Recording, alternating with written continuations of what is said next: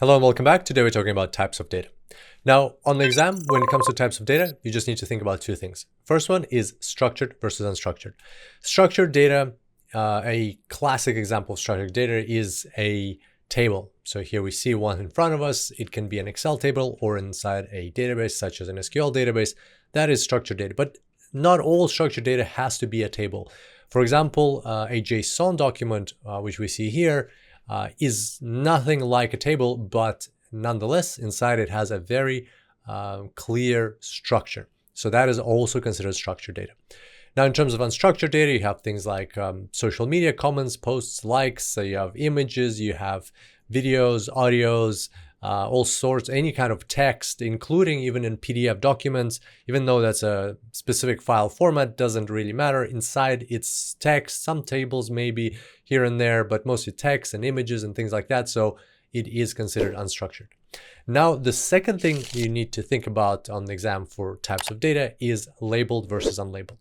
The first thing that comes to mind when we talk about labeled data is images of dogs and cats with the labeled cat or dog under it. Indeed, that's labeled data, but we're going to look at a slightly different example. Here we've got images of dogs and cats, and instead of the label of their, whether it's a dog or a cat, we have the label of how many pounds this animal weighs. And I wanted to make a point here that a label is not just like an under an image explaining what the image is showing. A label is anything that we are interested in predicting. That's like our target variable. Think about it that way, like the answer that we want to predict, quote unquote. The quote unquote answer that we want to predict in our machine learning is the label. So in this case, it would be the weight of the animal. In this case, we have a table which has customers that visited our website, and it has the country they were from, the minutes they spent on the website, and how much money they spent or how much products they purchased in dollars. So in this case, we're interested in predicting that dollar amount, the purchasing, how much they purchased. So that would be the label. So this is considered a labeled data set, even though it's nothing to do with images, it's a table. Each row is labeled because it has, quote unquote, the answer that we are interested in predicting. So for future customers, we'll want to know if they're from the United States and they spent 7 minutes on our website, how much money will they likely spend?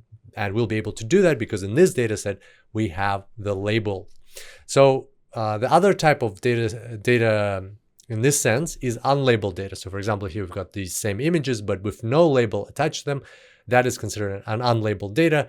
And there is a place for unlabeled data as well. We'll be talking more about that in the course when you would be using unlabeled data. For example, in a clustering type algorithm, you would be using unlabeled data.